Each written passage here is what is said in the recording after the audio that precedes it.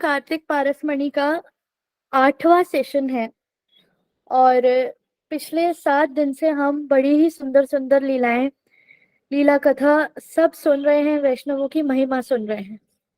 वैष्णवों की महिमा सुनना हमारे लिए क्यों जरूरी है, ये कल भी बताया था कि शास्त्रों में जितने भी आदेश निर्देश, जितनी भी वस्तुएं शास्त्रों में दी गई हैं, वैष्णव उनको हम उन्हें समझ नहीं सकते। वैष्णव उनको सजीव करके हमारे सामने आचरण द्वारा बताते हैं।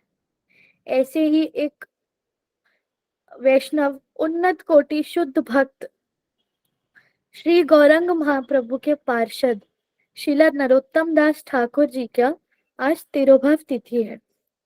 श्रीला नरोत्तम दास ठाकुर जी महाप्रभु के बड़े ही प्रिय परिकर हैं और किस प्रकार से उनका इतना सुंदर कीर्तन, जो हम वैष्णव कीर्तन गाते हैं, वो उन्हीं के हैं। बड़े ही सुंदर सुंदर कीर्तन हैं। जितनी जो हम गुरु जी की आरती गाते हैं, श्री गुरु चरण पद्म केवल भगति सद्मा, उनकी उनके गुरुदेव के प्रति इतनी सुंदर निष्ठा है। उनके कीर्तन बहुत सुंदर हैं और उन्होंने प्रेम को, जो हमारा ब्रज प्रेम है, जो हमारी सेवा है, उसको किस किस तरीके से समझाया है अपने ग्रंथों में, अपने कीर्तनों में। वो उसको सुनना, उसको श्रवण करना ही हमारे लिए आज हमारी इस तिथि को सफल कर सकता है। उन उन चीजों के बारे में सुनना, श्रीला नरोत्तम दास ठाकुर जी की चरितावली के बारे में सुनना ही आज का हमारी तिथि का पूर्ण रूप से पालन करेगा। तो हम आज का शुरू करते हैं, क्योंकि फिर समय भी हमारा कम रह जाता है। तो मैं सबसे पहले आज की जो प्रोग्राम की होस्ट हैं, मीरा दीदी। हरे कृष्णा दीदी, आप हमारे साथ हैं। हरे कृष्णा दीदी, दंडित प्रणाम। हरे कृष्णा दीदी, आप शुरू कीजिए और हमें आज नरोत्तम दास ठाकुर जी की लीलाओं से लाभान्वित कीजिए। हरे कृष्णा। हरे कृष्णा, आप सभी को दंडित प्रणाम। तो आप सभी का स्वागत है आज के सत्र में। हम आज शुरू करते हैं सत्र को। ओम अज्ञानतिमिरान्धस्य ज्ञानाञ्जनशलाकया चक्षुरुन्मीलितं येन तस्मै श्रीगुरुवे नमः। श्रीचैतन्यमनोभीष्टं स्थापितं येन भूतले स्वयं रूपा कदा मह्यं ददाति स्वपदान्तिकम्। वन्देऽहं श्रीगुरो श्रीयुतपदकमलं श्रीगुरोन् वैष्णवांश्च श्रीरूपं साग्रजातं सगणरघुनाथान् वितं तं सजीवं साद्वैतं सावधूतं परिजनसहितं कृष्णचैतन्यदेवं श्रीराधाकृष्णपादान् सगणललिता श्रीविशाखान्विताश्च। हे कृष्ण करुणा सिन्धु दीनबन्धु जगत्पते गोपीश गोपिका कान्त श्रीराधाकान्त नमोऽस्तुते। तप्ते काञ्चन गौराङ्गी राधे वृन्दावनेश्वरी वृषभानुसुते देवी प्रणमामि हरिप्रिया। वाञ्छाकल्पतरुभ्यश्च कृपा सिन्धुभ्यैव च पतितानां पावनेभ्यो वैष्णवेभ्यो नमो नमः। जय श्री कृष्ण चैतन्य प्रभु नित्यानंद श्री अद्वैत गदाधर श्रीवासादि गौरे भक्त वृंद। हरे कृष्ण कृष्ण कृष्ण हरे हरे हरे राम राम राम हरे हरे। हरे कृष्णा। तो जैसे कि दीदी ने बताया कि आज हम नरोत्तम दास ठाकुर जी का तिरुभाव तिथि पालन करने जा रहे हैं। तो देर ना करते हुए सबसे पहले हमारे जो फर्स्ट स्पीकर हैं श्याम सुंदर दासी जी को मैं इनवाइट करना चाहूंगी। दीदी आपका बहुत बहुत स्वागत है। आप अपनी कथा से हमें अवगत कराइए। हरे कृष्णा। हरे कृष्णा। सभी को मेरा दंडवत प्रणाम। ओम अज्ञान तिम्रांधस्य ज्ञानंजन शलाकया चक्षुर्मिलितं येन तस्मै श्री गुरुवे पूर्वेर्गौरचन्द्राय राधिकाय तदालय कृष्णाय कृष्ण भक्ताय तद्भक्ताय नमो नमः। श्री कृष्ण चैतन्य प्रभु नित्यानंद श्री अद्वैत गदाधर शिवसदि गौर भक्तवृंद। हरे कृष्णा कृष्ण कृष्ण हरे हरे हरे राम राम राम हरे हरे।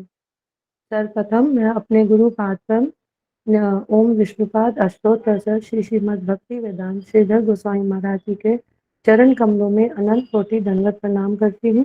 तत्पश्चात नित्य लीला प्रविष्ट ओम विष्णुपाद अष्टोत्तर सर श्री श्रीमद् श्री रूप सिद्धांति गोस्वामी महाराज जी के चरण कमलों में अनंत कोटि दंडवत प्रणाम करती हूँ। तत्पश्चात नित्य लीला प्रविष्ट ओम विष्णुपाद अष्टोत्तर सर श्री श्रीमद् भक्ति वेदांत नारायण गोस्वामी महाराज जी के हेतु की कृपा की वांछा करती हूँ।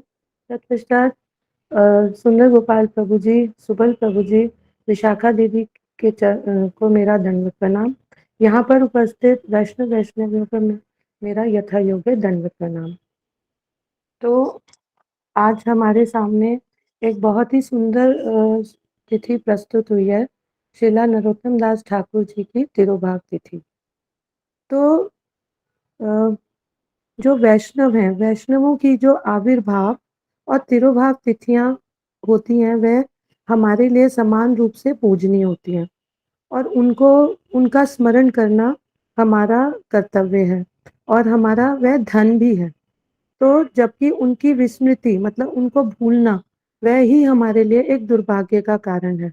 तो एक बारी राय रमानंद जी ने बताया था कि अगर हम जो हमारे लिए हमारे जीवन में सबसे बड़ा दुर्भाग्य क्या है कि जब हम वैष्णवों को भूल जाते हैं, तो यही सबसे बड़ी विपदा का स्तोत्र होता है। तो विपदा क्या चीज होती है? विपदा जो होती है जो हम नहीं चाहते हैं। तो इसलिए वैष्णवों को याद करना ही हमारा आवश्यक कर्तव्य है। वही हमारा एकमात्र कहिए तो एक सहारा ही है जीवन के लिए। तो श्रीला नरोत्तम दास ठाकुर जी जो हैं वह कृष्ण लीला में चंपक मंजरी हैं और यही उनका सिद्ध परिचय है और वह रूप मंजरी के अनुगत में चंपक मंजरी हैं। तो श्रीला नरोत्तम दास जो मैं उनका जन्म और उनके शुरू के बारे आरंभ के बारे में बताने जा रही हूँ। उसके बाद जो आने वाले वक्ता है वो आपके आगे का बताएंगे। तो शुरू हम इस प्रकार करते हैं कि श्रीला नरोत्तम दास ठाकुर जी जो उनके पिता थे वे राजा थे और उनका नाम था कृष्ण आनंद दत्त और उनकी माता का नाम था श्री नारायणी देवी और ये राजशाही जिले के गोपालपुरा गांव के खेतरी गांव में उन्होंने जन्म लिया था। तो एक बारी क्या हुआ कि चैतन्य महाप्रभु जी एक कनाई गांव में बड़े आनंद से अपना नित्य कीर्तन संकीर्तन अपने पार्षदों के साथ करते हुए जा रहे थे और अचानक ही बिल्कुल अकस्मात ही वह नरोत्तम नरोत्तम नाम पुकारने लगे।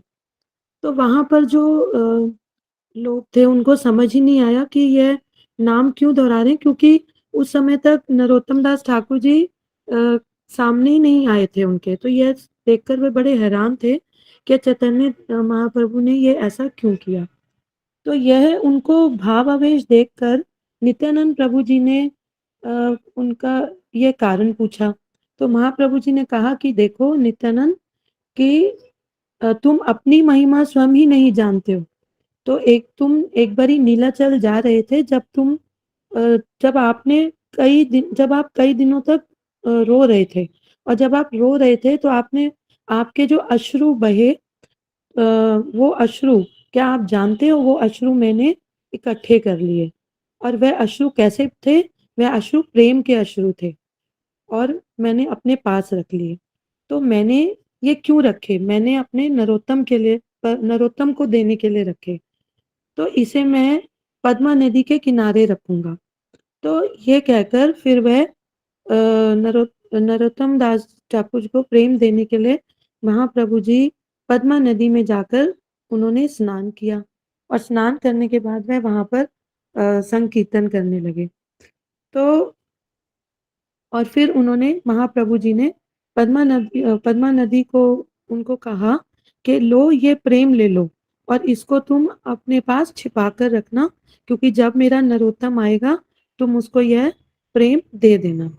तो तब पद्मा नदी जी ने उनसे यह पूछा महाप्रभु जी से कि मैं ये कैसे समझूंगी कि ये नरोत्तम दास जी आए हैं। तो तब महाप्रभु जी ने कहा कि जैसे ही वह उनके चरणों का आपको स्पर्श होगा, तब आपकी जो लहरें हैं वह उछाल मारेंगी, ऊंची-ऊंची उछाल उठने लगेंगी। तो तब आप समझ लेना कि मेरा नरोत्तम आया है। यहाँ पर से तुम्ही अधिक उछलिया अ, सोई नरोत्तम प्रेम तारे तुम्ही दिया।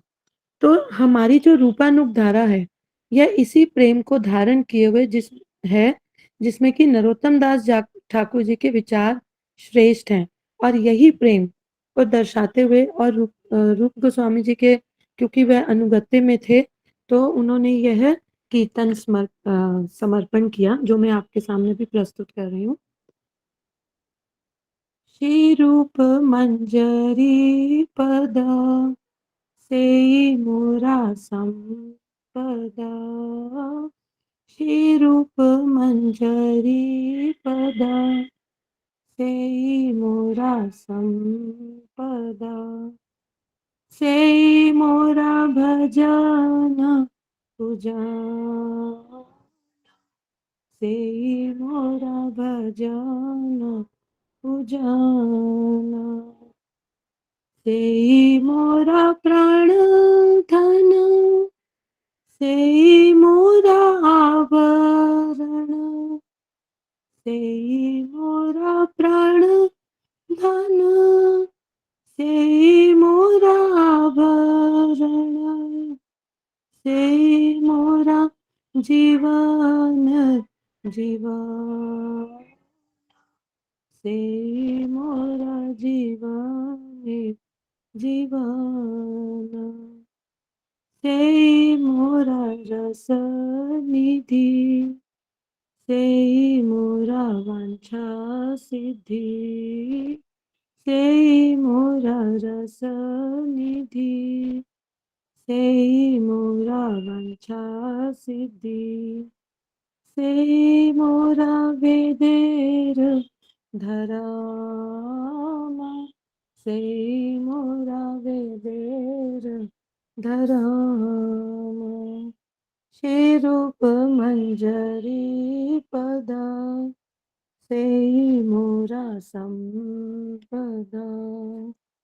तो यहाँ पर रूप गोस्वामी जी जो है, नरोत्तम दास ठाकुर जी जो कि श्री रूप मंजरी के अनुगत्य में है, तो वह उनसे यही प्रार्थना करें कि ये जो प्रेम है, वह उनको मतलब हम जैसे साधकों को किस प्रकार ऐसे अनुगत्य करने पर मिल सकता है। तो अब आगे फिर एक दिन हाँ, इसके आगे हम चलते हैं। तो यहाँ पर नरोत्तम दास ठाकुर जी जो हैं, अब जब यहाँ पर नदी में स्नान करने जाते हैं, तो जब वह नदी में स्नान जैसे ही वह स्पर्श करते हैं, तो नदी में उछाल आने शुरू हो जाते हैं और जैसे ही उछाल आते हैं, तो पद्मा नदी जो है वह समझ जाती हैं। उनको महाप्रभु का संदेश स्मरण हो आता है। उनको याद आ जाता है कि महाप्रभु जी ने क्या आदेश दिया था। तो उसी समय वह फिर नरोत्तम दास जी को वह प्रेम को समर्पण कर देती हैं।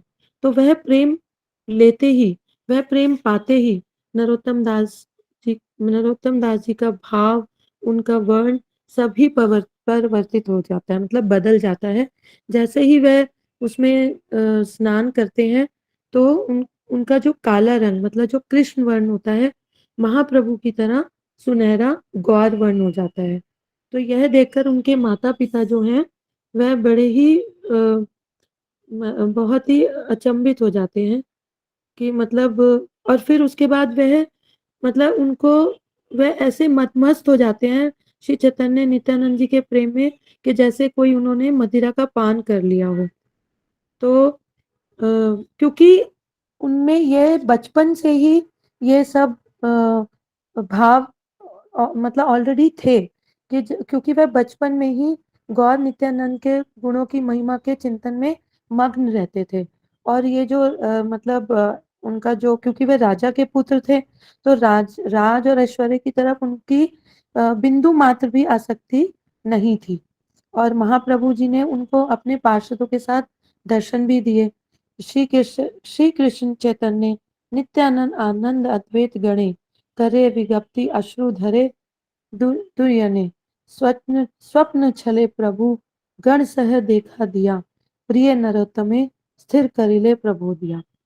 तो अब वह जैसे ही भाव विभोर होते हैं और उन्मत्त हो जाते हैं भावों में, तब राजा के पुत्र होते हुए भी उनको ये बिल्कुल भी सुध नहीं रहती कि मतलब वह उस समय सारे अपने गृह बंधन को काटते हैं और वृंदावन की ओर चल पड़ते हैं। और सारे जो उनके शरीर को दुख मिल रहे होते हैं, जो उनके देह को मतलब देह को सुख थे उनकी भी परवाह नहीं करते और भगवत प्रेम में रोते-रोते नंगे पाँव वह चलते चले जाते हैं। तो जब वे चलते चले जाते हैं तो उनके उसका उसके जब क्योंकि वे पैदल चल रहे होते हैं तो उनके पैरों में कई चोटें और घाव आ जाते हैं। तो इस दौरान फिर क्या होता है कि एक व्यक्ति उनके पास एक उन्हें गर्म दूध देते हुए अनुरोध करता है कि कृपया आप इसे ले लीजिए। और वह जैसे ही दूध का सेवन करते हैं तो सभी दर्द और थकान वह दूर हो जाती है और वह मतलब वृंदावन वह पहुंच जाते हैं और वहां पर फिर श्रीला जीव गोस्वामी जी के संरक्षण में पहुंच जाते हैं। तो अब यहाँ अ, वहाँ वह पहुँच जाते हैं और उनके अनुगत्य में फिर श्रीला नरोत्तम दास ठाकुर जी ने कई वहाँ पर उन्होंने ग्रंथों की रचना करते हैं। तो यहाँ पर मैं अपनी वाणी को विश्राम दूंगी। वांछा कल्पतरुभ्यश्च कृपा सिन्धुभ्यश्च पतितानां पावनेभ्यो वैष्णवेभ्यो नमो नमः। हरे कृष्णा। हरि बोल संध्या दीदी, आपने बहुत अच्छे से श्री नरोत्तम दास ठाकुर जी के जीवन की कुछ घटनाएं हमें सुनाई। हरि बोल दीदी। अभी हमारे साथ आज ये हम श्री नरोत्तम दास ठाकुर जी का तिरोभाव है, तो हम इन्हीं के बारे में अन्य अन्य वक्ताओं से भी सुनेंगे। तो अभी आगे हमारे साथ हैं निशा दीदी। कौन है हमारे साथ नेक्स्ट? वो भी हमें श्री नरोत्तम दास ठाकुर जी दीदी होस्ट हैं तो मीरा दीदी वो पूरा क्रम मीरा दीदी हाँ, ठीक है दीदी, आप ये शुरू कीजिए। हरे कृष्णा संध्या दीदी, आपका बहुत बहुत धन्यवाद। हरे कृष्णा दीदी, धन्यवाद प्रणाम। जी, मैं बताना चाहूंगी कि दीदी ने बहुत कम समय में तैयारी करी है और इतनी अच्छी कथा हमें सुनाई है। इनके लिए हरी हरी बोल। तो हमारी हरि बोल। नेक्स्ट स्पीकर सुनीता दीदी हमारी नेक्स्ट स्पीकर हैं। मैं उनका स्वागत कर रही हूँ। दीदी, आप अपनी कथा से हमें अवगत कराइए। हरे कृष्णा दीदी। हरे ओम कृष्णा। ज्ञानतिमिरन्धस्य ज्ञानाञ्जनशलाकया चक्षुरुन्मीलितं येन तस्मै श्रीगुरुवे नमः। श्री कृष्ण चैतन्य प्रभु नित्यानंद श्री अद्वैत गदाधर श्रीवासादि गौर भक्त वृंद। हरे कृष्णा कृष्ण कृष्ण हरे हरे, हरे राम राम राम हरे हरे। सर्वप्रथम मैं अपने गुरु पाद पद्म श्री भक्ति वेदांत श्री श्रीधर गोस्वामी गुरुदेव के चरणों में अनंत कोटि दंडवत प्रणाम करती हूँ। तत्पश्चात मैं नित्य लीला प्रविष्ट ओम विष्णुपाद अष्टोत्तर शतशी श्रीमा श्री भक्ति वेदांत श्री नारायण गोस्वामी परम गुरुदेव महाराज श्री भक्ति रूप सिद्धांति परम गुरुदेव के चरणों में अनंत कोटि दंडवत प्रणाम करती हूँ। फिर मैं सुंदर गोपाल प्रभु जी, सुबल सखा प्रभु जी और विशाखा दीदी के चरणों में दंडवत प्रणाम करती हुई श्री नरोत्तम दास ठाकुर जी की वृंदावन यात्रा और उनकी दीक्षा के बारे में कुछ कहने की कोशिश करती हूँ। जैसा कि दीदी ने बताया कि जब नरोत्तम दास ठाकुर जी वृंदावन जा रहे थे तो उन्हें अपने शरीर की कोई सुध-बुध नहीं थी। वो लगातार जंगलों के रास्ते से वो वृंदावन की ओर बढ़ते जा रहे थे।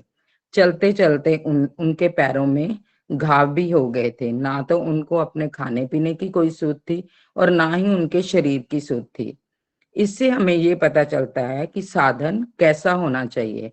खाने पीने को कुछ भी नहीं है, शरीर भी साथ नहीं दे रहा, फिर भी वो साधन कर रहे हैं। वो रुके नहीं और वो चलते जा रहे थे।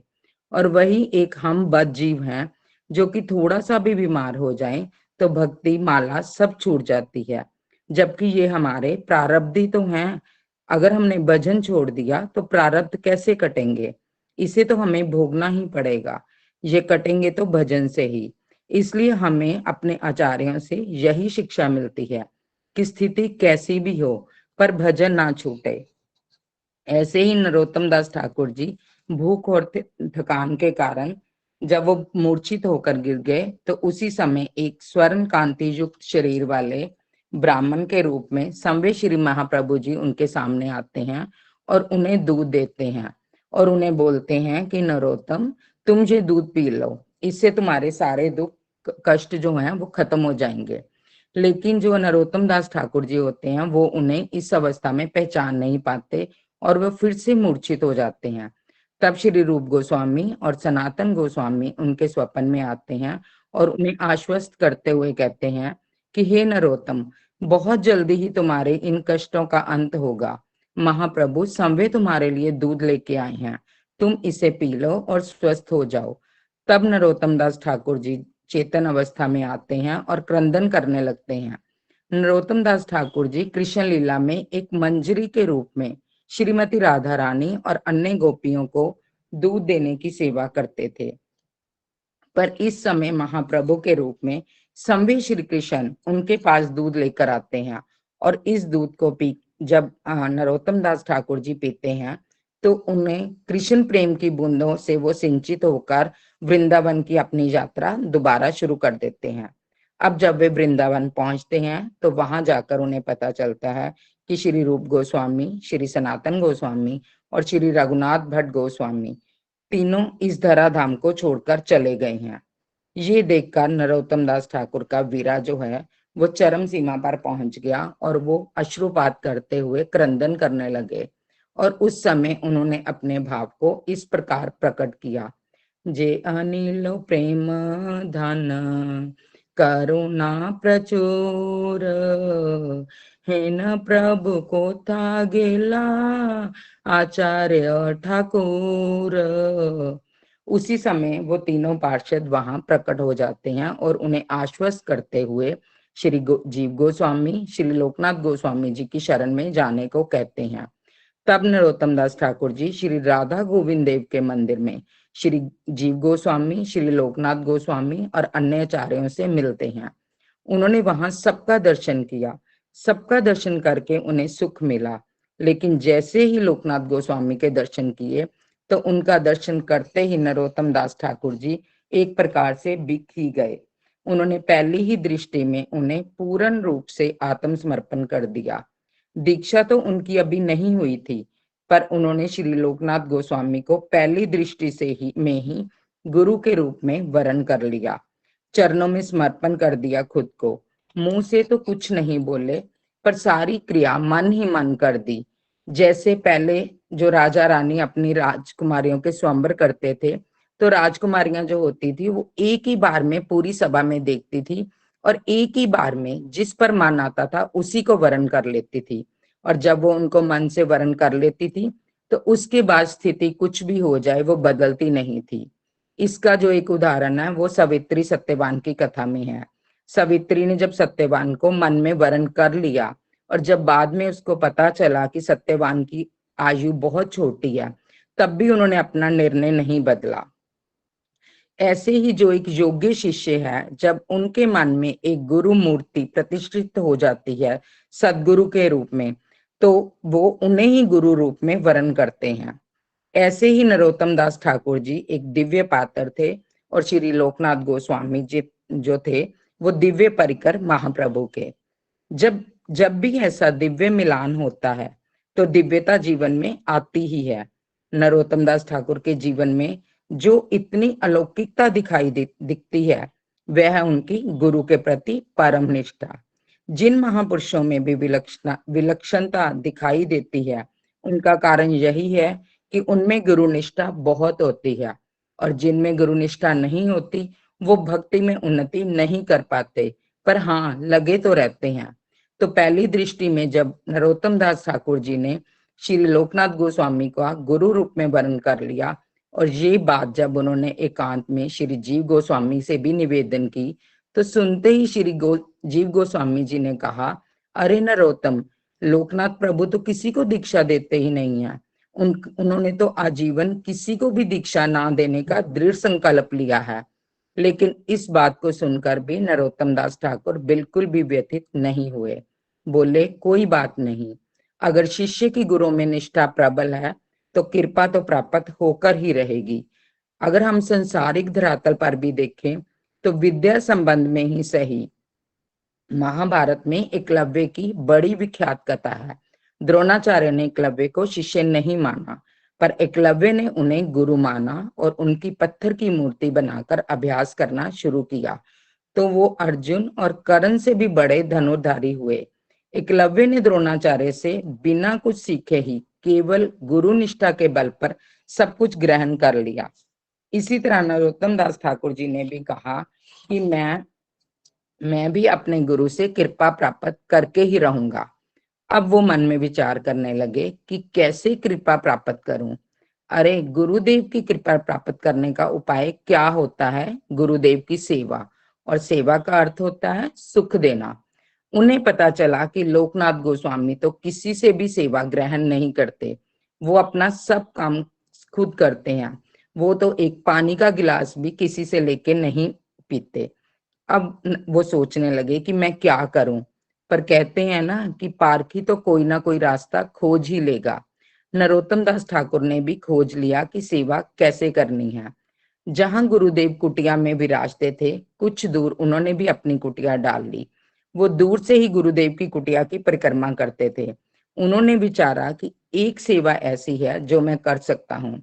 मैं गुरुदेव की मेहतर वाली सेवा कर सकता हूँ कि जहां गुरुदेव सवेरे जंगल में निवृत्त होने जाते हैं, मैं उस स्थान का मार्जन करूंगा। गुरुदेव के हाथ धोने के लिए मिट्टी छान कर रखना और जल रखना, मैं ये सब सेवा कर सकता हूँ। और वो लग गए गुरु सेवा में। अब तो जब ऐसे गुरुनिष्ठ होंगे तो उन्हें उन्हें तो गुरुदेव से पहले ही गोविंद मिल जाएंगे। ऐसे जन के लिए तो गुरुदेव जान लड़ा देते हैं। अब वो नित्य रात्रि लोकनाथ गोस्वामी जी के आने से पहले पहुंच जाते और उस शौच स्थान का मार्जन करते, बुहारी लगाते, मिट्टी छानकर और पात्र में हाथ हाथ धोने के लिए जल रख देते, और फिर दूर जाकर पेड़ के पीछे छिप जाते। सेवा करते करते कई बार वो इतने भाव विभोर हो जाते कि वो झाड़ू को ही गले से लगा लेते। अब जब लोकनाथ गोस्वामी जी ने ऐसे देखा तो वो सोचने लगे कि ये सब कौन करता है, इतनी नीच सेवा कौन करता है। क्योंकि पहले तो वे सेवा थोड़ी थोड़ी देर बाद खुद ही करते थे, पर अब रोज सफाई मिलती। उन्होंने दिन में ये खोज भी करनी चाहिए कि कोई दिखाई दे, ध्यान भी रखने लगे। पर नरोत्तम दास ठाकुर तो रात को सेवा करते थे। गुरु सेवा तो ऐसी वस्तु है कि इसका प्रभाव जीवन में आए बिना रहता ही नहीं। काफी समय बीत गया ये सेवा करते करते। तब लोकनाथ गोस्वामी जी ने सोचा कि इसका मतलब कोई सेवा रात को करता है। अब लोकनाथ गोस्वामी जी ने रात को एक दिन वो जंगल में रात को बैठ गए और वहीं हरि नाम करने लगे। जैसे ही नरोत्तम दास ठाकुर जी बुहारी लेकर आए और मार्जन करने लगे, तो लोकनाथ गोस्वामी जी बोल पड़े, कौन? इतना सुनते ही नरोत्तम दास ठाकुर जी के हाथ से बुहारी छूट गई। दीपक का प्रकाश किया गया तो नरोत्तम को अपने गुरुदेव दिखाई दिए। जो अंधेरे में उजाला कर दे, गुरु तो वही होता है। जब गुरुदेव ने देखा नरोत्तम इतने बड़े राजा का बेटा होकर ये काम कर रहे हैं, तो उन्होंने बोला कि तुम क्या कर रहे हो और ये सब क्यों कर रहे हो, तुम्हें मुझसे क्या चाहिए। तब नरोत्तम दास ठाकुर जी ने कहा कि गुरुदेव, राजा का बेटा बनकर तो कुछ नहीं मिला मुझे, जीवन के इतने वर्ष मैंने व्यर्थ कर दिए, भगवत प्रेम प्राप्त नहीं हुआ। भगवत प्रेम तो किसी महापुरुष का शिष्य बनकर ही होगा, राजा का बेटा बनकर नहीं। आप कह रहे हैं कि ये छोटा काम है, पर मेरे लिए तो ये छोटा कार्य नहीं है। वृंदावन का मेतर होना भी बहुत ही सौभाग्य की बात है। और फिर मैं तो अपने गुरु की सेवा कर रहा हूँ। मैंने तो आपको गुरु के रूप में पहली दृष्टि में ही स्वीकार कर लिया। अब आप स्वीकार करें या ना करें, आपकी इच्छा। तब लोकनाथ गोस्वामी जी ने कहा कि क्या तुम्हें पता नहीं है, मैंने जीवन भर दीक्षा ना देने का व्रत ले रखा है। तो नरोत्तम दास ठाकुर जी बोले, आपका व्रत तो आप ही जानो, सबको अपने अपने व्रत का पालन करना चाहिए। आपने व्रत ले रखा है दीक्षा ना देने का, पर मैंने भी व्रत ले रखा है आपसे ही दीक्षा लेने का। ये जीवन अब आपकी शरण में ही समर्पित है। आप कराओगे जो, तो मैं वही करूंगा, जहां ले चलोगे मैं वहीं चलूंगा। ये कहते कहते वो अधीर हो गए, चरणों में गिर गए। ये सुनकर लोकनाथ गोस्वामी का हृदय भीतर से तो द्रवित हो गया, पर वो अपनी कुटिया में वापस चले आए और भजन करने लग गए। पर आज उनका ध्यान नरोत्तम दास ठाकुर में ही रहा, आज भगवान में उनका चित्त ना लगे। तब आखिर में लोकनाथ गोस्वामी जी को महाप्रभु ने आज्ञा प्रदान की कि भगवान भक्त के आगे सदा हारते आए हैं, गुरु भी शिष्य के आगे सदा हारते आए हैं। जैसे पिता को पुत्र से हारने में भी दुख नहीं होता और सुख की प्राप्ति होती है, ऐसे ही गुरु को भी शिष्य से हारने में खुशी होती है। तो उन्होंने तो महाप्रभु ने बोला कि नरोत्तम के लिए आप भी अपनी प्रतिज्ञा को शिथिल आपको अपनी प्रतिज्ञा को शिथिल करना होगा।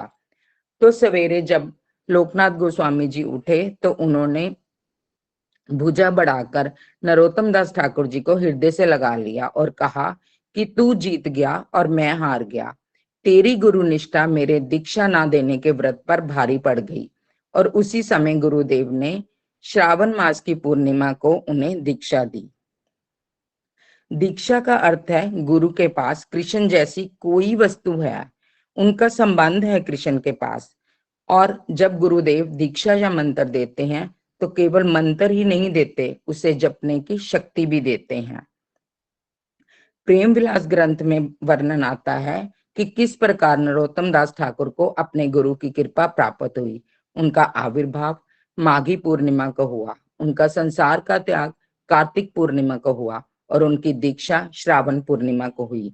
इसी तरह गौर किशोर दास बाबा जी ने भी किसी को भी दीक्षा ना देने का जो था प्रण लिया हुआ था, पर प्रभुपाद जी ने भी उनको 3 बार उनसे विनती की, लेकिन उन्होंने उसे अस्वीकार कर दिया। और फिर प्रभुपाद जी ने भी धैर्य नहीं खोया और प्रभुपाद जी की भी दीनता को देखते हुए गौर किशोर दास बाबा जी ने भी अपना संकल्प तोड़ दिया और उन्हें मंत्र दीक्षा दी। इसी प्रकार गौर किशोर दास बाबा जी और लोकनाथ गोस्वामी जी, ये दोनों ने केवल एक ही शिष्य बनाया। और लोकनाथ गोस्वामी जी ने जब नरोत्तम दास ठाकुर जी को दीक्षा दी तो उन्होंने कहा कि तुम ही मेरे पहले शिष्य हो और तुम ही मेरे अंतिम शिष्य हो। इसी के साथ ही मैं अपनी वाणी को विराम देती हूँ। कोई गलती हो तो क्षमा करना। वांछा कल्पतरुभ्यश्च कृपा सिंधुभ्यश्च पतितानां पावनेभ्यो वैष्णवेभ्यो नमो नमः। हरे कृष्णा। बहुत बहुत अच्छे दीदी। हरि बोल। हरी बोल दीदी, आपके लिए बहुत अच्छे से आपने नरोत्तम दास ठाकुर जी के जीवन की और मुख्य मुख्य घटनाएं सुनाई, जिससे हमें क्या शिक्षा लेनी चाहिए समझाया। शिष्य को अपने गुरु जी की का जो हृदय परिवर्तन है वो केवल सेवा से कर सकते हैं। जैसे हम कहते हैं गुरु जी हम पर कृपा कर दो, गुरु जी हम पर कृपा कर दो। क्या बोलने मात्र से कोई गुरु शिष्य पर कृपा कर सकता है? कर सकता है, लेकिन करेगा नहीं। क्यों?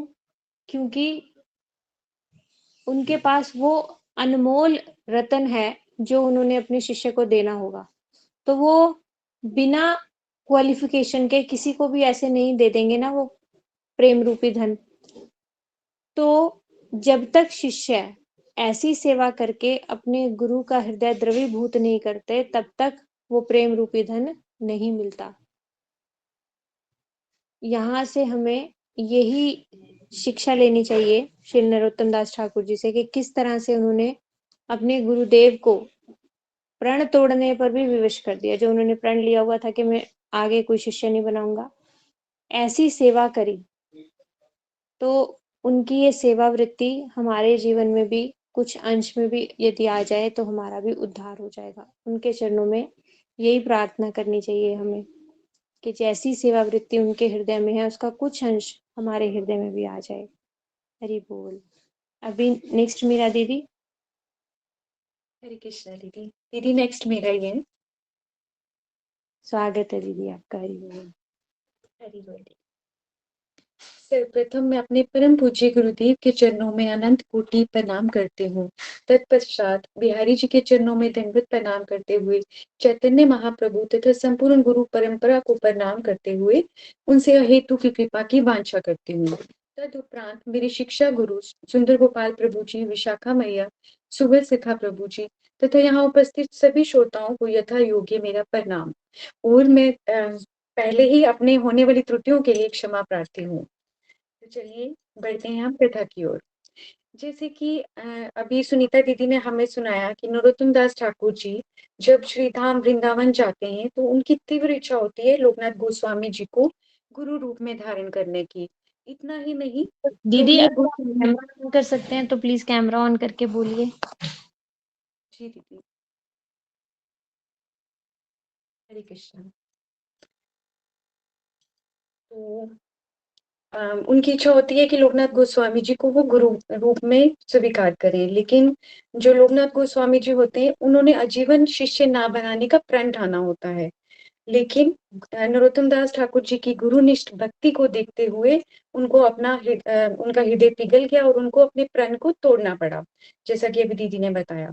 श्री लोकनाथ गोस्वामी जी की तरह ही गौर किशोर दास बाबा जी ने भी ऐसा ही दीक्षा ना देने की प्रतिज्ञा ली थी। गौर किशोर दास बाबा जी जो कि प्रभुपाद जी के गुरु थे, उन्होंने भी 3 बार प्रभुपाद जी को अस्वीकार किया, किंतु प्रभुपाद जी ने भी धैर्य ना छोड़ा और बार बार उनकी सेवा में वो एकनिष्ठ रहे और इस तरह से उनको भी दीक्षा प्राप्त हुई।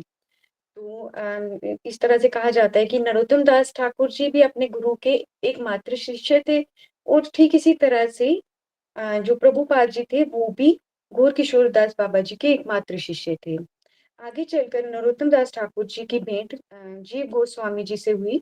श्री जीव गोस्वामी जी ने श्यामानंद पंडित, श्री निवासाचार्य तथा नरोत्तम दास ठाकुर जी को प्रचार करने का आदेश दिया। नरोत्तम दास ठाकुर जी ने अपने गुरुदेव के विरह में व्याकुल, वो उनसे दूर नहीं होना चाहते थे, विरह में बहुत व्याकुल थे, लेकिन अपने गुरु के आदेश को शिरोधार्य किया और अपने गुरुदेव से और श्री धाम से दूर रहने का प्रण लिया, जबकि ये उनके लिए बहुत मुश्किल था, बहुत कठिन था। फिर भी उन्होंने अपने गुरु की आज्ञा का पालन किया। श्री नरोत्तम दास ठाकुर जी कहते हैं, अनेक दुखेरे परे लय चिली ब्रज पूरे, कृपा डोरे गलाए बांधिया, पुनः यदि कृपा कोरी एज नारी के शेदरी, तानिया तो लह ब्रज में, तबे से देखिया भली न तू अपरान गेल, कहे दीन दास नरोत्तम। अर्थात नरोत्तम दास ठाकुर जी कहते हैं, अनेक दुखों के बाद मेरे गले में कृपा रूपी डोरी बांधकर आपने मुझे ब्रजमंडल में खींच कर लाया था, परंतु माया ने उस डोरी को खींचकर फिर से संसार में डुबो दिया है। अब अगली बार जब आप कृपा करें तो मुझे मेरे बालों से खींच के लाइएगा, ताकि मैं यहाँ पे हमेशा के लिए रह सकूं, और यदि ऐसा ना हुआ तो मेरे प्राण छूट जाएंगे। इतनी करुण वो पुकार प्रार्थना करते हैं। अब नरोत्तम दास ठाकुर जी गुरु की आज्ञा का पालन करते हुए ग्रंथों से भरा हुआ संदूक लेकर प्रचार करने को निकलते हैं, परंतु मार्ग में उनका जो संदूक होता है वो भी चोरी हो जाता है। लेकिन नरोत्तम दास ठाकुर जी हार नहीं मानते, वो फिर भी अपनी यात्रा को आगे बढ़ाते रहे। वे सबसे पहले नवदीप धाम गए, फिर वे जगन्नाथपुरी के दर्शन करने के बाद वे अपने गांव खेतुरी गए और वहां उन्होंने प्रचार कार्य किया। यहाँ इन्होंने 6 विग्रहों की प्रतिष्ठा करी। गौरांग गौरांग वल्लभीकांत श्री कृष्ण भज मोहन, राधा रमनो हे राधे राधा कांत नमोस्तुते। अर्थात वो 6 विग्रह कौन कौन से हैं? श्री गौरांग, वल्लभीकांत, श्री कृष्ण, श्री ब्रजमोहन, श्री राधा रमन, श्री राधा कांत, ये 6 विग्रहों की उन्होंने स्थापना करी। भक्ति रत्नाकर ग्रंथ में बताया गया है, यदि कोई इन 6 नामों को एक साथ लेता है तो उसकी भक्ति अवश्य ही बढ़ती है, उसकी निष्ठा और प्रेम युगल चरणों में वृद्धि को प्राप्त होता है। अब नरोत्तम दास ठाकुर जी गौड़ देश में आ गए। नरोत्तम ये समय गौड़ देश आइला, प्रभु लोकनाथ से समय आज्ञा कैला। गौर पूर्णिमा के उपलक्ष्य पर नरोत्तम दास ठाकुर जी ने भव्य उत्सव का निर्माण किया, और वहां पे भव्य कीर्तन का आयोजन किया। महाप्रभु अपने सभी पार्षदों के साथ नृत्य कीर्तन करने लगे। नरोत्तम दास ठाकुर जी का कंठ इतना मधुर था, जब वो कीर्तन गाते थे तो पत्थर भी पिघल जाते थे, ऐसा बताया जाता है। प्रेम भक्ति चंद्रिका में इसका उदाहरण स्पष्ट हम देख सकते हैं। कहिते कि संकीर्तन सुखेरे घटाए, घन सहे अवतीर्ण हैला घोर राये, मेघते उदय भितुते पुंज ये इच्छा, संकीर्तन में गे प्रभु प्रगटय तेजा। भक्ति रत्नाकर ग्रंथ में ये श्लोक दिया गया है। इसके बाद भक्ति रत्नाकर ग्रंथ में एक और श्लोक आता है, उसके बाद हम इसका अर्थ जानेंगे। कीवानंदे विहलत वेत नित्यानंद, कीवा भक्ति मंडली मध्य ते गोविचंद, प्रकाशीला प्रभु कीवा अद्भुत करुणा, कीवा ए विलास हा भुजे कौन जना, श्रीनिवास नरोत्तम कीवा अनुग्रह, धू अभिलाष पूरन के लगन से। अर्थात वो जो संकीर्तन का उन्होंने आयोजन किया था, वो संकीर्तन की रूप घटाओं का क्या कहना। उस संकीर्तन में स्वयं गौरचंद्र जी अपने पार्षदों के साथ प्रकट हो गए। जिस प्रकार घने बादलों के बीच बिजली से चमकती है, ठीक उसी प्रकार संकीर्तन रूपी घने मेघों के बीच महाप्रभु श्री गौर सुंदर जी प्रकट हो गए। श्री नरोत्तम दास ठाकुर जी कृष्ण लीला में चंपक मंजरी है। तो हम ये समझ ही सकते हैं कि उस कीर्तन का क्या अनुभव होगा। इन्होंने रूप सनातन गोस्वामी जी के आश्रय में रूपानुग भक्ति करी और युगल रूप की आराधना करी। वृंदावन वासी जतो वैष्णव गण, हम एक वैष्णव भजन गाते हैं, ये भी इन्होंने ही गाया हुआ है। इन पंक्तियों में नरोत्तम दास ठाकुर जी क्या कहते हैं कि रूप सनातन गोस्वामी जी को इंगित करते हुए वो कहते हैं कि नरोत्तम ठाकुर रूप सनातन गोस्वामी जी को कल्पतरु के समान बताते हैं, और जो महाप्रभु की मूल संपत्ति का दान कर रहे हैं। नरोत्तम ठाकुर इन्हें प्रेम भक्ति का रस कूप बताते हैं। यहाँ प्रश्न ये उठता है कि रस कूप ही क्यों, रस सागर क्यों नहीं? तो सागर का जल तो मिश्रित होता है, नदियां नाले सब उसमें मिश्रित होते हैं, लेकिन जो कूप का जल होता है, अर्थात जो कुएं का जल होता है, वो अपने विशेष गुण लेकर शीतलता प्रदान करता है। सागर के जल से हमारी प्यास कभी नहीं मिटती, जबकि कूप के जल से हमारी पिपासा शांत हो जाती है और तृप्ति हो जाती है।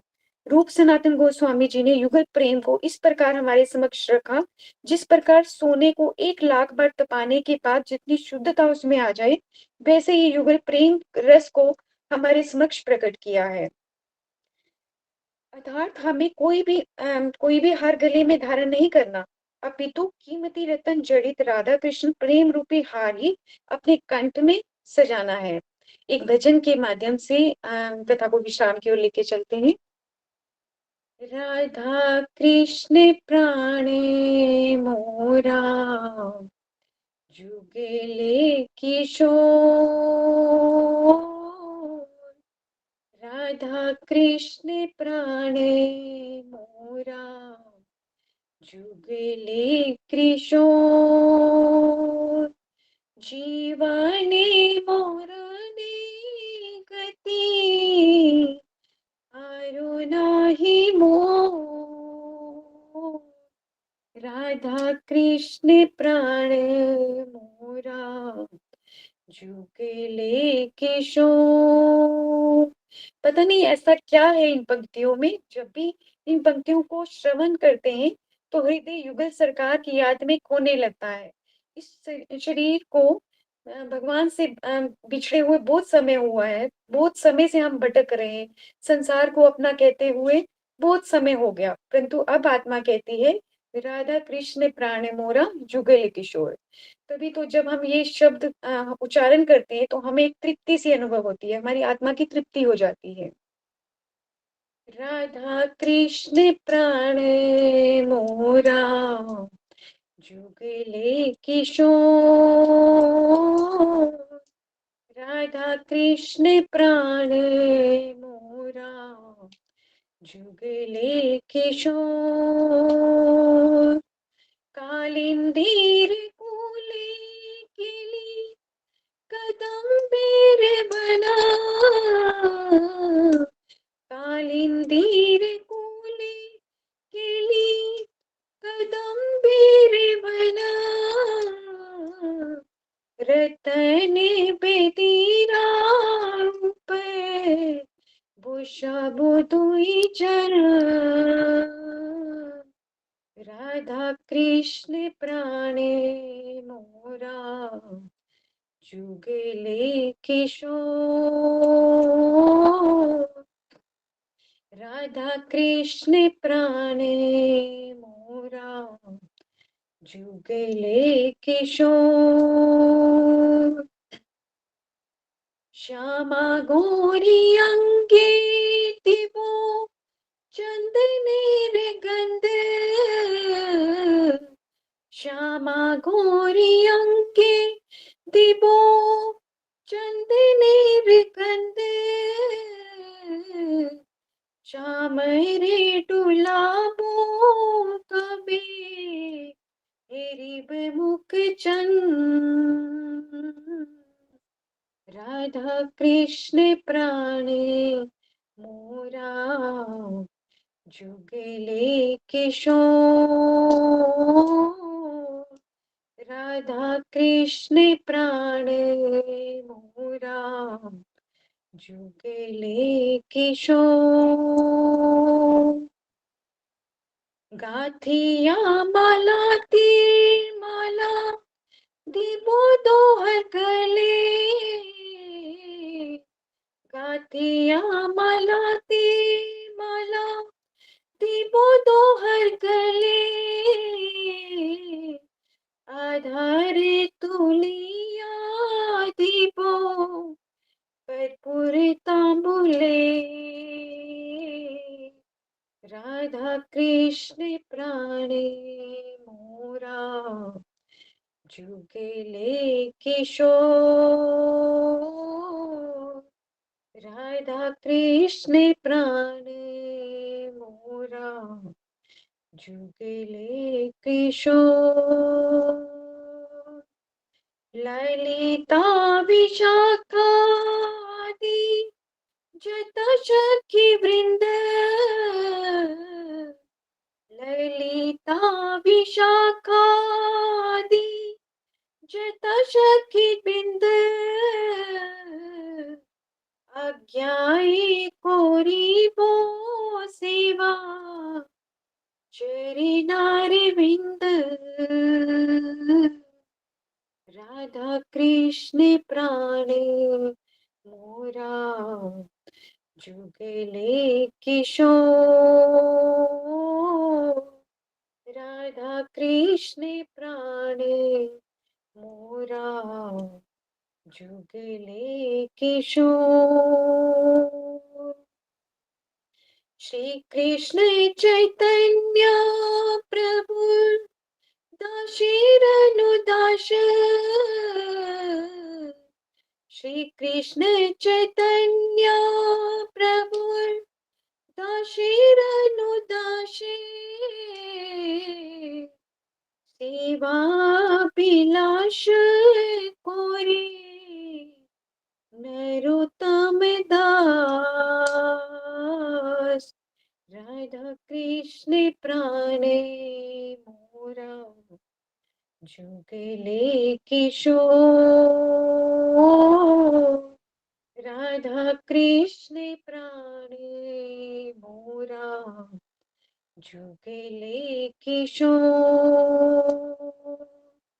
जीवाने मोराने गति आरो नाही मोर राधा कृष्ण प्राण मोरा जुगले किशोर जुगले किशोर हरे कृष्ण कृष्ण कृष्ण हरे हरे हरे राम राम राम हरे हरे हरे कृष्ण कृष्ण कृष्ण हरे हरे हरे राम राम राम हरे हरे राधा कृष्ण प्राण मोरा जुगले किशोर जुगले किशोर जुगले किशोर। तो इस भजन में क्या बताया जा रहा है? श्री नरोत्तम दास ठाकुर जी का ये भजन है। वो कहते हैं कि युगल किशोर जो राधा कृष्ण है, युगल जोड़ी सरकार जो है, वो ही मेरे प्राण है। उनके अलावा मेरा जीवन और मरण, इसके अतिरिक्त मेरे जीवन और मरण की कोई भी गति नहीं है। केवल राधा कृष्ण ही मेरे प्राण है। और वो अपने भावों को प्रकट करते हुए कहते हैं कि मैं इनको कालिंदी के तट पर, यमुना के तट पर इनको कंधे माला पहनाऊंगा, इनको सिंहासन पे बिठाऊंगा, जो रतन से जड़ित सिंहासन होगा, मैं वहां पे इनको बिठाऊंगा। इस प्रकार से बहुत सुंदर वो अपने विचार प्रकट करते हैं। लेकिन जब हम ये भजन गाते हैं ना, तो हमें ऐसा लगता है कि ये सब हमारे ही भाव है। भाव तो ये उनके इतने उच्च आचार्य जो हैं उनके भाव हैं, लेकिन इस भजन में इतनी ज्यादा गूढ़, क्या बोलूं, मैं बता नहीं पा रही हूँ कि मैं कितने भाव मेरे इस भजन से जुड़े हुए हैं।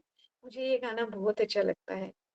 तो जब किसी गुरु वैष्णव की कृपा होती है तभी हमारा ऐसा भाव बनता है। तो हम सबको भी राधा कृष्ण युगल प्रेम को ही प्राप्त करने की चेष्टा करनी चाहिए, क्योंकि संसार में जितना भी हम प्रेम डालते हैं, अपने रिश्तों से प्रेम करते हैं, वो सब क्या होता है, वो यहाँ पे ही रह जाते हैं, वो सब झूठे रिश्ते होते हैं। लेकिन असली प्रेम जो है, वास्तविक प्रेम जो है, वो युगल प्रेम है, राधा कृष्ण का प्रेम है। तो इसके साथ ही मैं अपनी वाणी को विराम देना चाहूंगी। वांछा कल्पतरुभ्यश्च कृपा सिन्धुभ्यैव च पतितानां पावनेभ्यो वैष्णवेभ्यो नमो नमः।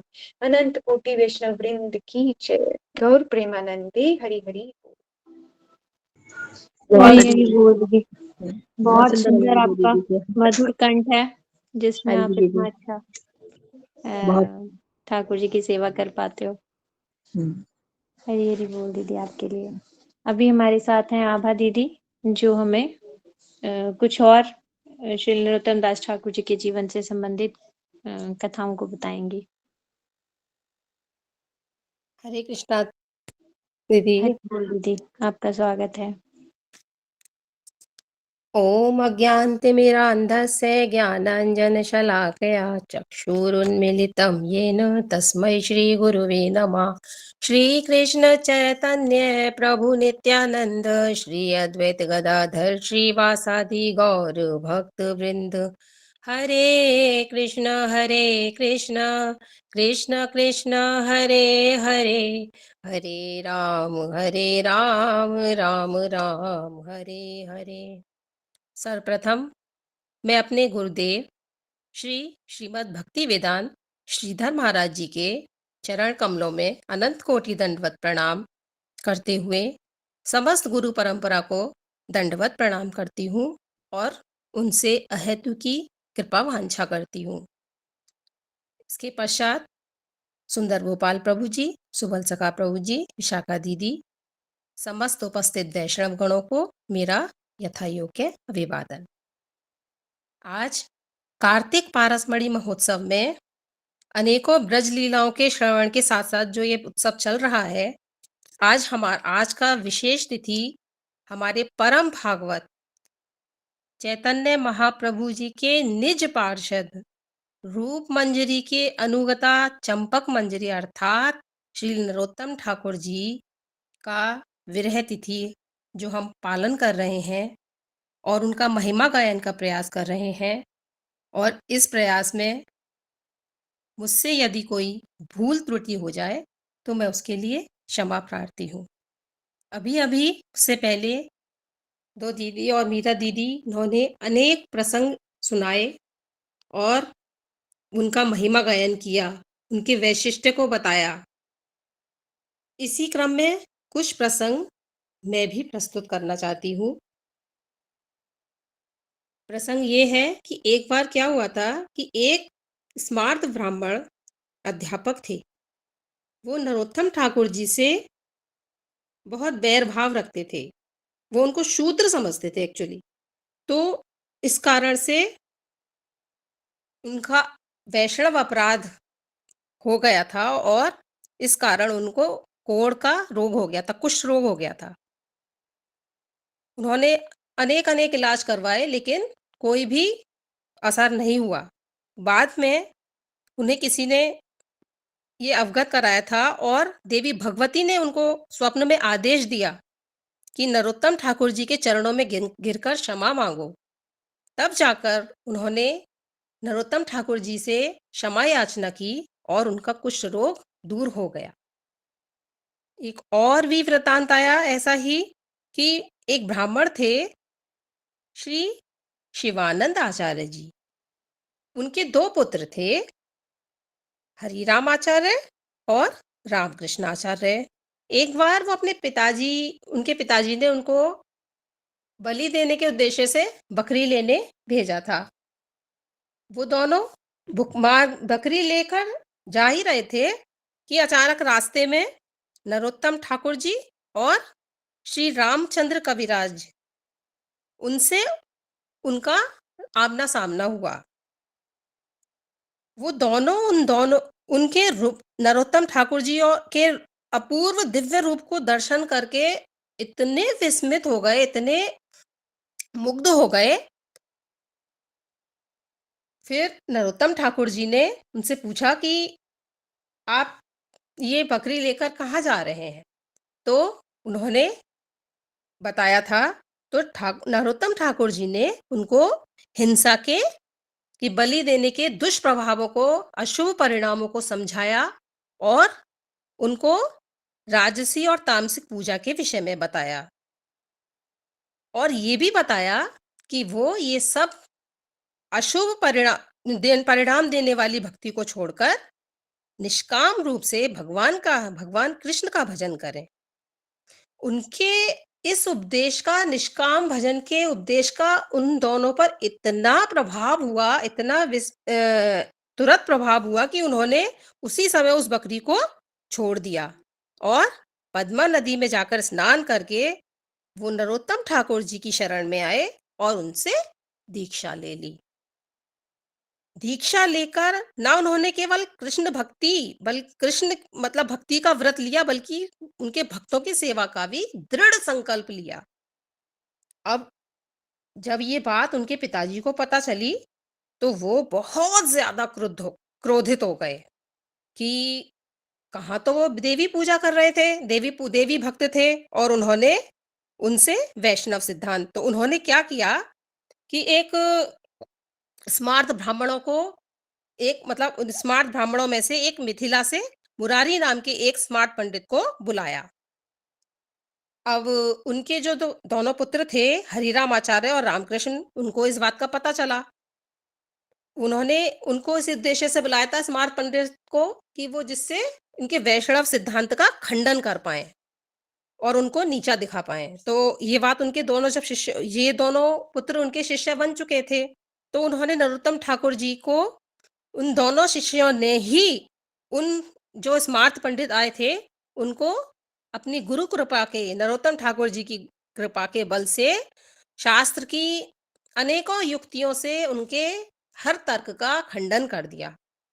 इस बात से उनके पिता यानी शिवानंद आचार्य जी बहुत ही दुखी हुए और वो रात में देवी के नतमस्तक होकर करुण क्रंदन करने लगे, दुख निवेदन करने लगे देवी के सामने। तो देवी ने स्वप्न में उन्हें डांटते हुए कहा, रात्रि स्वप्न में आई और उनको डांटा कि वैष्णवों के विरुद्ध आचरण करना बंद करो।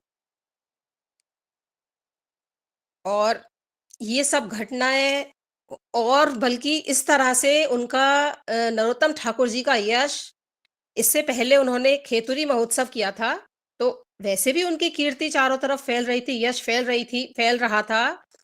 कोई इस तरह से तो क्या हुआ था कि बहुत सारे जो स्मार्त ब्राह्मण थे, वैसे भी वो उनके पक्ष में आने लगे थे। पक्ष में आने का मतलब क्या हुआ कि वो उनके शिष्य बनने लगे। इनमें से 2 प्रमुख थे, एक श्री गंगानारायण चक्रवर्ती और श्री जगन्नाथ आचार्य जी।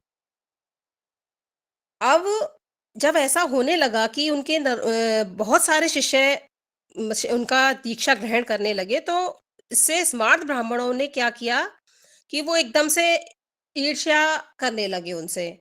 तो वो राजा वहाँ के राजा नरसिंह के पास जाकर उनसे उनकी शिकायत करने लगे। क्या शिकायत करने लगे कि नरोत्तम शूद्र होते हुए भी ब्राह्मणों को शिष्य बना रहा है और ऐसा ही नहीं है, वो जादू करता है उन लोगों पर। अब एक्चुअली क्या था, ये हिस्सा था बंगाल का, जो खेतुरी धाम है, तो वो बंगाल में जैसे कहते हैं ना कि ब्लैक मैजिक कर देते हैं, तो इस तरह से उन पर आक्षेप लगाने लगे। तो इस तरह से जब उन्होंने आक्षेप लगाया, तो राजा ने न्याय करने के उद्देश्य से फिर एक परामर्श करने के मतलब एक समिति से फैसला करा कि एक क्या करते हैं कि उन्होंने महादिग्विजयी पंडित उनको बुलाया। उन महादिग्विजयी पंडित जी का नाम था श्री रूपनारायण। तो उनको बुलाया गया और राजा स्वयं उन पंडित को लेकर खेतुरी धाम की ओर चल पड़े और साथ में स्मार्त ब्राह्मण। अब जब उनके इस दुष्टतापूर्ण अभिप्राय को जब उन्होंने श्री रामचंद्र कविराज जी और गंगा नारायण चक्रवर्ती जी ने सुना, तो ये तो बहुत दुखी हो गए।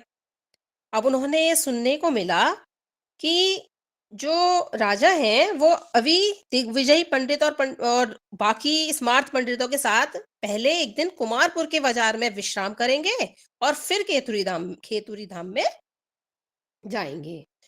तो ऐसा सुनते ही फिर उन दोनों ने एक योजना बनाई। उन्होंने क्या किया कि कुमार को दोनों यानी रामचंद्र कविराज जी और गंगा नारायण चक्रवर्ती जी, वो दोनों कुमारपुर के बाजार में पहुंच गए और वहां जाकर उन्होंने थोड़े घड़े मतलब रखकर एक ने कुम्हार होने का अभिनय किया और एक पान सुपारी की दुकान लगाकर बैठ गए, बाजार में जो है बैठ गए। और जब वो जो पंडित थे, स्मार्ट पंडित, वो जो उनकी दुकान पर आए, तो वो दोनों उनसे संस्कृत में बात करने लगे। दुकानदारों को संस्कृत में बात करते हुए सुनकर पंडित जो थे बड़े आश्चर्यचकित होने लगे कि ये क्या है भाई, कि एक कुम्हार साधारण वो संस्कृत में बात कर रहा है, संस्कृत में तर्क जो है। तो उन्होंने क्या किया, स्मार्ट पंडित ने फिर अपना पांडित्य दिखाना शुरू किया, उन्होंने तर्क करना शुरू किया। तो नरोत्तम ठाकुर जी के जो दोनों शिष्य थे, उन्होंने संस्कृत में ही उनके तर्कों का खंडन कर दिया। अब ये घटना कोई साधारण घटना तो नहीं थी। ये घटना जब राजा ने सुनी तो राजा भी पंडितों के साथ वहां आकर शास्त्रार्थ करने लगा। रामचंद्र कविराज जी और गंगा नारायण जी चक्रवर्ती जी ने बातों ही बातों में, अभी शास्त्रार्थ की तो बात ही नहीं आई थी, जो बात कर रहे थे उसी में ही सारे विचारों का उनका खंडन कर दिया और शुद्ध भक्ति के सिद्धांतों का स्थापन कर दिया। अब राजा, पंडित, वो भी सामान्य दुकानदार, उनके ऐसा अद्भुत पांडित्य, वो तो बहुत ही आश्चर्यचकित हो गए। तो उन्होंने उनके बारे में पता लगाया कि भाई देखें तो ये है कौन लोग। तो उन्हें पता चला कि ये एक्चुअली नरोत्तम ठाकुर जी के ही शिष्य हैं। तो ऐसा सुनकर राजा तो एकदम से आश्चर्यचकित हो गए। तो उन्होंने कहा कि जब उस एक गुरु के शिष्य में इतना पांडित्य है तो उस गुरु के पांडित्य का क्या कहना होगा। तो ऐसा विचार करके राजा पीछे हट गए।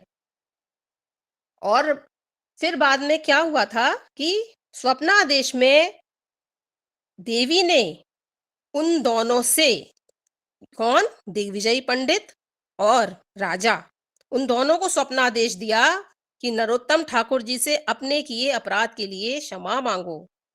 उन दोनों ने ही जाकर उनके चरणों में क्षमा मांगी और वो दोनों राधा कृष्ण भक्त बन गए। ऐसा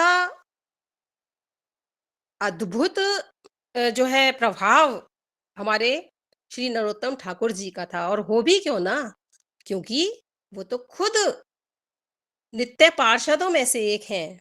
वो धराधाम पर क्यों आए? वो हम जैसे बद्ध जीवों का उद्धार करने के लिए ही धराधाम पर अवतरित होते हैं। ठाकुर जी की राजधानी खेतुरी से 1 कोस दूर पर भजन मंडली थी, भजन टूली थी, जहां पर कि वो मतलब सेवा करते थे। और ठाकुर जी जो है, उनकी जो भक्ति थी वो रूपानुग भक्ति की शिक्षा देते थे। भक्ति, जैसा कि अभी मेरी सखियों ने भी बताया ही था कि 2 प्रकार से होती है, रागानुग और वैधी। तो वैधी भक्ति वो होती है जिसमें शास्त्र के नियम और विधि का पालन किया जाए। और लेकिन इसमें क्या है कि नियम और बंधन में बंधकर पालन किया जाता है भक्ति का। लेकिन रागानुग भक्ति वो भक्ति है जिसमें स्वाभाविक आप स्वाभाविक जो राग होता है या आपकी जो प्रीति होती है, आप प्रीति के अनुसार जो भगवान की सेवा करें, वो रागानुग भक्ति। और रागानुग के भी अंतर्गत एक विशेष शाखा है कि रूपानुग। इसमें क्या होता है कि रूप मंजरी, उनके अनुगत्य में माधुर्य भाव से जो राधा कृष्ण की सेवा करते हैं, सेवा होती है, वही रूपानुग है। तो श्रील नरोत्तम दास ठाकुर जी का वैशिष्ट्य ही यही है, वो रूपानुग वैष्णव। और एक और उनका सबसे बड़ा वैशिष्ट्य क्या है कि उन्होंने कीर्तन के माध्यम से जो कठिन से कठिन तत्व थे उन सबको भी बहुत सरल तरीके से समझा दिया। उन्होंने उनकी प्रार्थना और प्रेम भक्ति चंद्रिका, ये जो ग्रंथ लिखे हैं ना, ये भक्तों के प्राण के आधार है, प्राण स्वरूप है। भक्ति के जो अलग अलग अवस्थाएं होती हैं और भक्त के जो हृदय के अलग अलग भाव होते हैं, उन्हीं के अनुरूप कीर्तन, ये है हमारे नरोत्तम दास ठाकुर जी का वैशिष्ट है। उनके कीर्तन हमें समझाते हैं कि जब एक प्रसंग आया था कि रामचंद्र कविराज जी जो हैं, जो श्रीनिवासाचार्य जी के जो शिष्य थे और जो नरोत्तम ठाकुर जी के संगी थे और अंतरंग सुहृद थे, तो जब वो धराधाम से प्रस्थान कर गए तो उनके विरह सागर में डूबकर ठाकुर जी ने जो कीर्तन गाया था, उससे सुनकर पाषाण हृदय भी पिघल जाता है। जे अनिल प्रेम धन करुणा प्रचुर, हेन प्रभु को था गेला आचार्य ठाकुर। इस कीर्तन में ठाकुर जी बताते हैं, वो मतलब इस तरह से प्रस्तुत करते हैं कि वो कैसे मतलब अपना दुख प्रकट कर रहे होते हैं कि जो प्रेम धन लाए थे वो आचार्य ठाकुर कहाँ चले गए, वे मेरे स्वरूप दामोदर वो कहाँ चले गए, वो रूप गोस्वामी, सनातन गोस्वामी, पतित पावन रघुनाथ, गोपाल भट्ट गोस्वामी, कृष्णदास कविराज गोस्वामी, ये सब गौरजन एक साथ कहाँ चले गए। मैं पत्थर पर सिर पटकूं या आग में कूद जाऊं। मतलब वो इतने विरह सागर में डूब गए थे कि इस कीर्तन को जब हम गाते हैं तो मतलब करुण अंदर से करुणा फूट फूट कर निकल रही होती है। तो ठाकुर जी मतलब अपने रूपानुगवर थे और उन्होंने इतना कीर्तन के माध्यम से हृदय के भावों को प्रकट किया था। ऐसे ही एक और भी पद है जिसमें उन्होंने रूप मंजरी के प्रति, हमारी गुरुवर्गों के प्रति कैसी निष्ठा हो, एक कीर्तन के माध्यम से बताया। जैसा कि थोड़ा सा इससे पहले दीदी ने भी गायन किया था। तो इस श्री रूप मंजरी पद से ही मोर संपद, से ही मोर भजन पूजन, से ही मोर प्राणधन। तो इसमें वो बता रहे हैं कि रूप मंजरी के चरण मेरी संपत्ति है, से ही मोर संपद, से ही मोर भजन पूजन, से ही मोर प्राणधन, से ही मोर आभरण। वही मेरा प्राण धन है, मेरा भजन है, मेरा पूजन है, मेरा आभरण है। से ही मोर रस निधि, से ही मोर वांछा सिद्धि। वो मेरी रस निधि है, मेरी वांछा सिद्धि है, मेरा व्रत धर्म तप सब कुछ है। फिर वो कहते हैं कि अनुकूल हवे विधि, से पदे हईवे सिद्धि। तो जिस विधि से, जब विधि मेरे अनुकूल होगी तो उनके श्री चरणों में मेरी सिद्धि होगी और उनकी रूप माधुरी का दर्शन पाकर मेरे प्राण रूप कुमुद जो है खिल जाएंगे।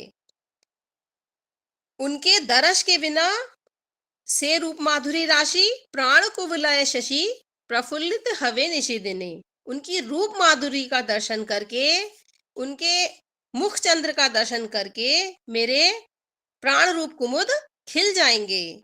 और तू या अदर्शन अहि गरले जारल देही। आपके अदर्शन का जो दुख है, गरले जारल देही, वो सर्प के विष की भांति मेरे जीवन को प्रतिदिन तापित करता है। हा हा प्रभु कर दया, देह मोरे पद छाया, नरोत्तम लैल शरण। तो हे प्रभु, वे कातर स्वर में नरोत्तम दास जी प्रार्थना कर रहे हैं कि प्रभु मुझ पर दया करो, मुझे अपनी पद छाया प्रदान करो। मैंने आपकी शरण ली है। और आप देखिए कि इससे ज्यादा कातर प्रार्थना और क्या हो सकती है। नरोत्तम ठाकुर जी के तिरोधान महोत्सव पर हम सबकी उनके चरणों में यही प्रार्थना है कि वे हम सब पर, हम राधा दास्यम की वांछा रखने वाले सभी भक्त वृंदों पर सदैव अपनी कृपा का वर्षण करते रहें। और इसी के साथ मैं अपनी वाणी को विश्राम देती हूँ। वांछा कल्पतरुभ्यश्च कृपा सिंधुभ्यैव च पतितानां पावनेभ्यो वैष्णवेभ्यो नमो नमः। हरि हरि बोल दीदी, हरि बोल। हरि बोल दीदी। आपने भी बहुत मधुर कंठ से नरोत्तम दास ठाकुर जी के गाए हुए कीर्तनों को हमें श्रवण करवाया। नरोत्तम दास ठाकुर जी के जीवन से हमें बहुत शिक्षाएं मिलती हैं। जैसे दीदी ने शुरुआत की कि नरोत्तम दास ठाकुर को कुछ लोग शूद्र समझते थे, तो उनको कोढ़ हो गया। इससे हमें समझना चाहिए कि जो वैष्णव होता है उसका बाह्य आवरण से हमें कुछ भी लेना देना नहीं समझना चाहिए। मतलब वो कुरूप है, वो बीमार है या उसकी जाति क्या है, ये क्या है, ये उसने जो ऊपर कपड़ा पहना हुआ है उस कपड़े का परिचय है। आपके सामने कोई व्यक्ति आता है तो आप उसका परिचय उसके कपड़े से करोगे या वो जो व्यक्ति खुद है उससे करोगे।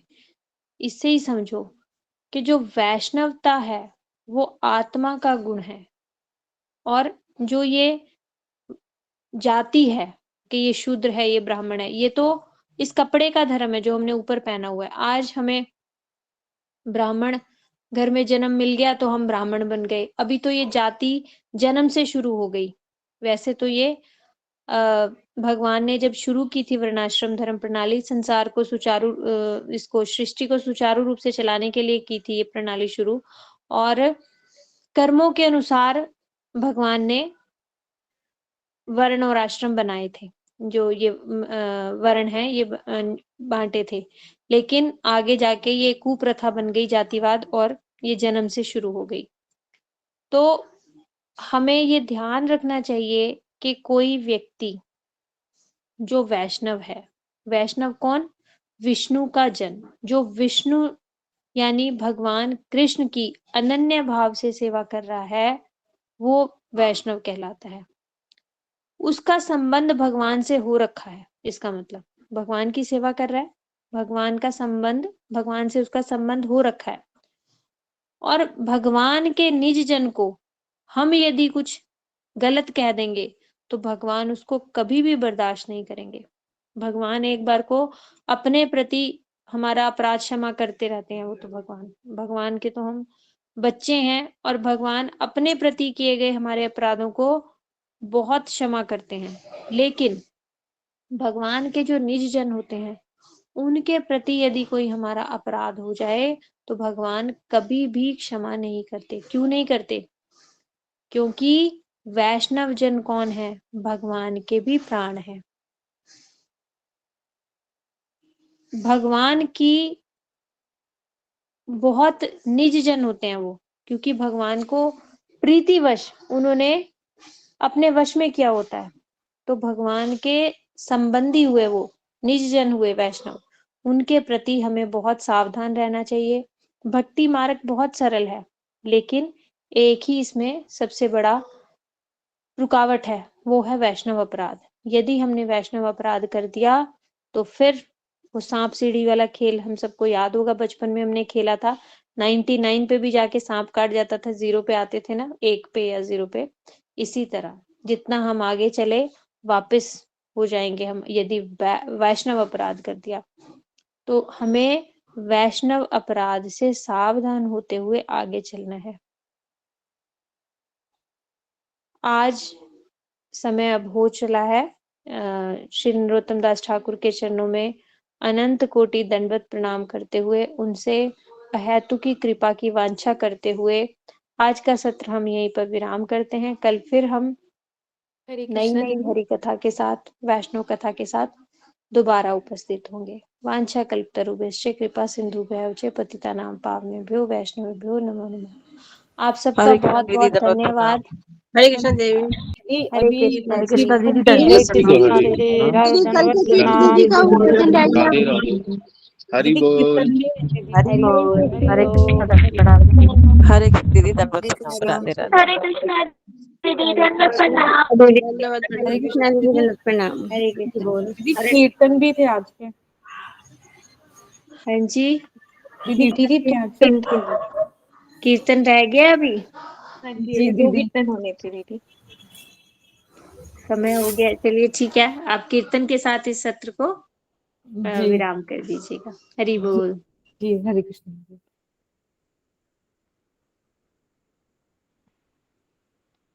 हरे कृष्ण।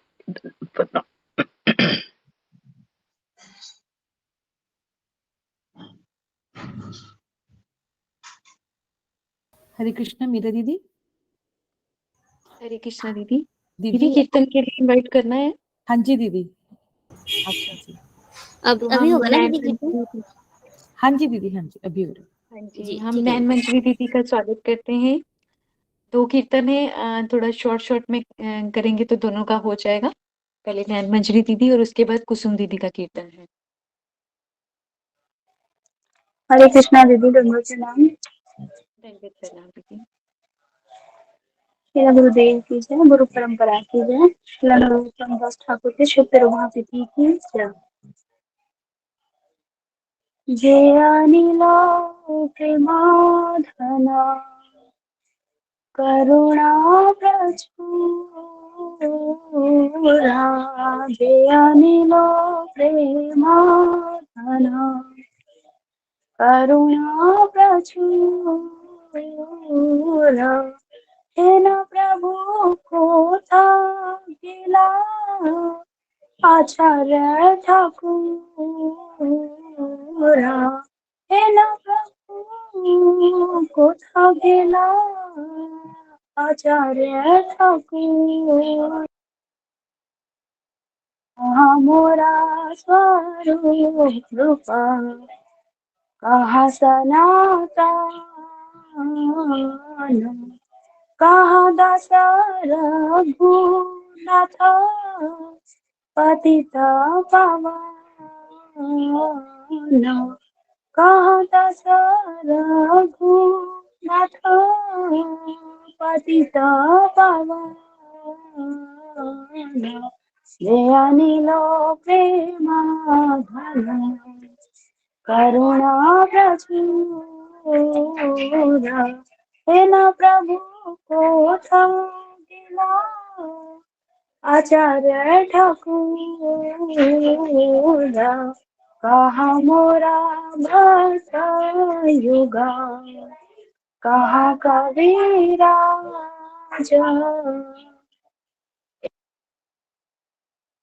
गिला गोरा नटराज हे प्रभु एका काली कोथा गिला गोरा नटराज पाषाणे कोटिवो माथा आनले पोषिबो गौरांग गुणेर निधि कोथा गेले पाबो ও আমি গৌরাঙ্গীয় গুণের নিধি কোথা গেলে পাবো সেসব সঙ্গী রে সঙ্গে যে কৈলা বেলা पाइया कांधे नरोत्तम दास से संग न पाइया कांधे नरोत्तम दास जय अनिला प्रेम धना करुणा प्रचुर हेन प्रभु कोथा गिला आचार्य ठाकुर जय वैष्णव ठाकुर जय वैष्णव ठाकुर वैष्णव ठाकुर जय वैष्णव ठाकुर ठाकुर नरोत्तमा ठाकुर नरोत्तमा नरोत्तमा ठाकुर नरोत्तमा मोरे दया करो मो पे कृपा करो दया करो हरे कृष्णा कृष्णा कृष्णा हरे हरे हरे राम राम राम हरे हरे निताई गौरे हरि बोल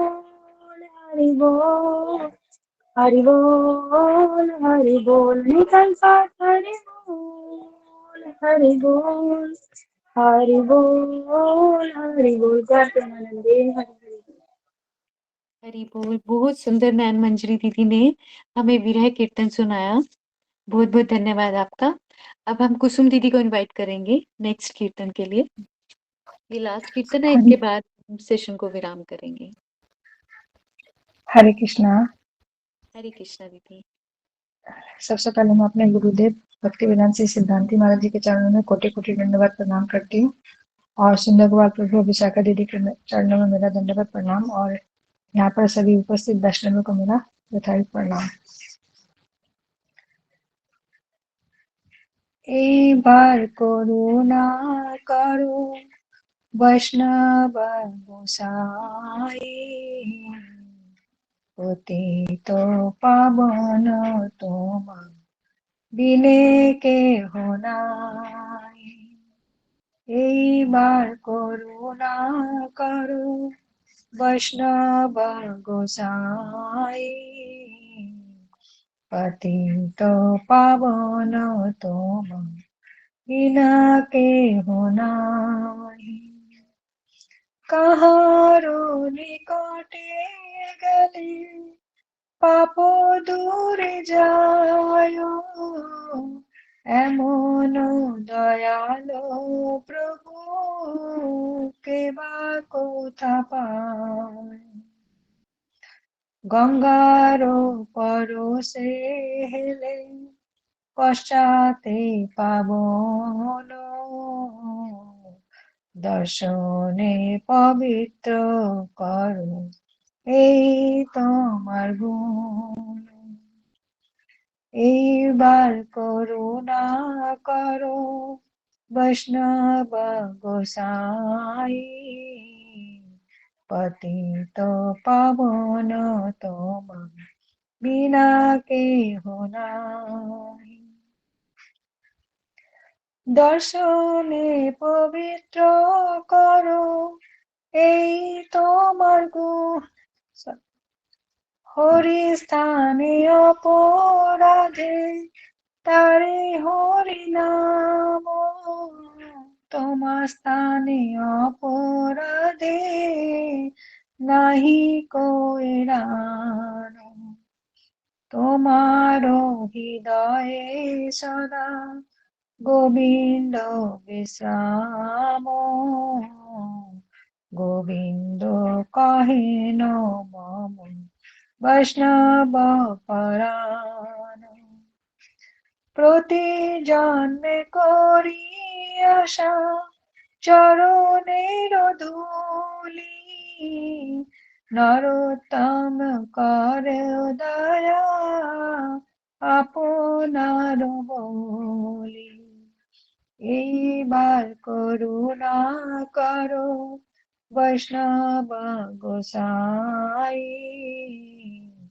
পতিত পাবন তোম বিনা কেহ নাই পতিত পাবন তোম বিনা কেহ নাই জয় বৈষ্ণব ঠাকুর জয় বৈষ্ণব ঠাকুর বৈষ্ণব ঠাকুর জয় বৈষ্ণব ঠাকুর জয় নরতম ঠাকুর জয় নরতম ঠাকুর नरोत्तम ठाकुर जय नरोत्तम ठाकुर हरे कृष्णा हरे कृष्णा दीदी, ये गौड़िया गुच्छ में है ये भजन?